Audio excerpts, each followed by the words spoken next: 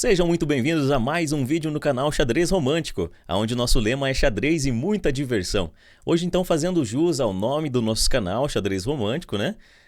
O pessoal se pergunta muitas vezes, por que xadrez romântico? Será que é a forma com que ele trata as mulheres e ele quis colocar esse nome no canal? Não, na verdade o xadrez romântico é uma era, né? É um período, ali é um estilo de se jogar xadrez no período ali do século XVIII e século XIX. Então o pessoal jogava de uma forma mais agressiva, não se preocupava tanto em desenvolver peças, sacrificava peças mesmo e muitas vezes perdia por conta justamente desses ataques prematuros e tal. Mas o pessoal ia pra cima, não se importava muitas vezes se a partida ia ser caótica ou não.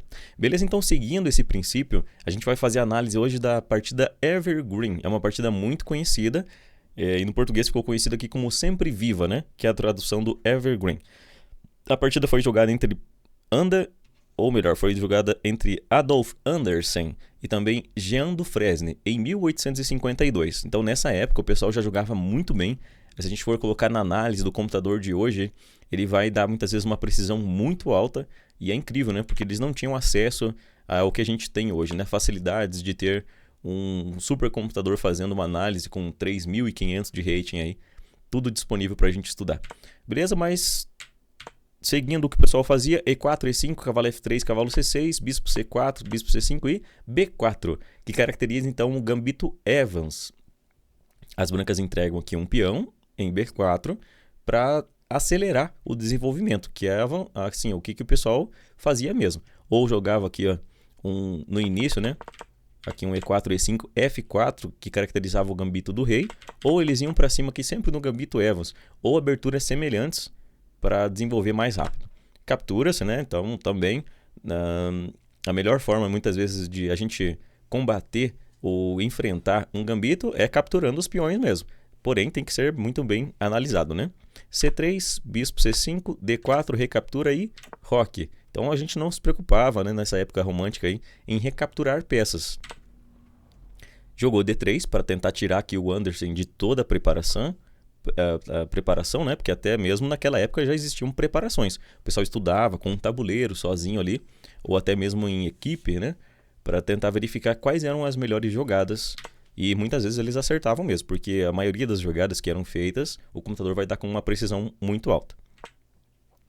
Atacamos aqui em F7, né? Então foi feita aquele ataque ali pelo Andersen.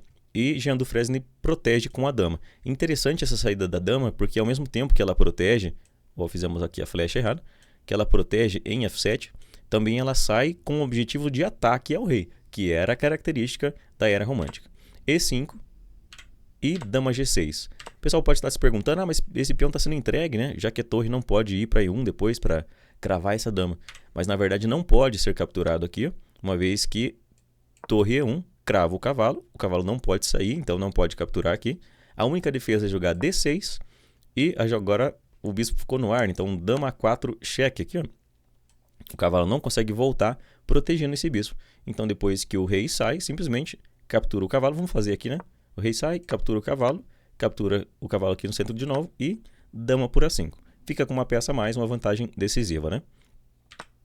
Então retornando aqui os lances, ele não jogou esse cavalo por E5, mas sim dama G6. Desenvolvendo, atacando aqui já em G2, como eu falei, era a característica, né, do pessoal nessa época aí. Torre 1, colocando a torre na coluna semiaberta. Cavalo E7 desenvolvendo já o cavalo. Importante desenvolver as peças, né? Por mais que fosse na era romântica, o pessoal sabia desses princípios e utilizava quando necessário. Bispo A3, colocando já o bispo nessa excelente diagonal. Essa diagonal tentando expulsar aqui a questão, ou dificultar, né, a locomoção do rei, o roque, para que as peças fiquem sobrecarregadas. Não se preocupava em capturar peões, como vocês estão vendo, esse peão aqui vai ficar durante a partida inteira, né? B5, um lance muito interessante, era a hora das pretas fazerem o roque aqui, né? Mas o pessoal jogava de forma a desenvolver peças rápido mesmo. Então, foi aqui pro peão, ou melhor, capturou esse peão, né, que estava aqui disponível então. Torre B8, interessante essa forma de jogar, porque fez com que a torre já se desenvolvesse em troca de um peão, né? E a torre na coluna é sempre uma peça muito forte, né? Dama teve que voltar. Agora segue com bispo B6. iniciando aqui também um ataque, né? Com essas peças em direção ao rei, e foi realmente uma opção bem forte que as pretas estão jogando. Cavalo D2 desenvolvendo peça, bispo B7, olha, interessante muitas vezes, e mais uma vez explicar, né?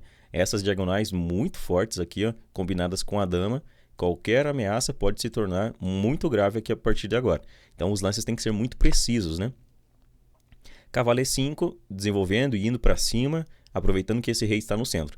Nesse momento é jogado dama F5, um erro grave aqui por parte de Jean du Fresne, né? Que deveria ter achado uma outra forma aqui de se proteger. Depois desse dama F5, é jogar então bispo por D3, aproveitando agora sim capturar um peão e já ameaçar um tático aqui, né? Com cavalo cheque ou cavalo F6 cheque indescoberto em relação à dama. Beleza? Então ele vai se proteger em relação a isso, já jogou dama H5 saindo desse ataque descoberto do bispo. E veio cavalo F6 cheque. O computador não gosta muito dessa jogada, fala que tinha uma outra opção ali, alienígena, né? Como nosso amigo Rafael Leite fala. Tinha uma opção aqui muito computadorística mesmo, que era uma análise muito grande que não vale a pena a gente falar. Mas a parte humana aqui da coisa é realmente aproveitar esse rei que está no centro. E ao mesmo tempo demonstra também por que as pretas fizeram isso. Porque ela está querendo juntar a torre, a dama e os bispos nesse ataque que está sendo montado aqui também. Então qualquer passo em falso das brancas vai resultar em checkmate para as pretas também. Torre D1 foi jogado aqui, ó. E olha que interessante, o computador nem entende muito bem o que está acontecendo, tal, de repente ele, opa, realmente a partida tem que ser isso mesmo. As brancas precisam jogar esse lance. E agora, as pretas jogaram um lance incorreto aqui, ó, mas só é incorreto justamente pelo brilhantismo que o Anderson consegue impor nessa posição. Dama por F3, agora ameaçando o checkmate aqui, né? Interessante dizer que a dama não pode ser capturada porque a torre está cravando esse peão de G2, né? Tirar aqui as flechas. Capturou com cheque, a torre está no ar aqui, ó, apesar da dama estar defendendo, tem sempre essa ameaça de checkmate, ameaça do bispo por... Então são muitas ameaças ao mesmo tempo, a posição fica realmente caótica, como a gente fala, né?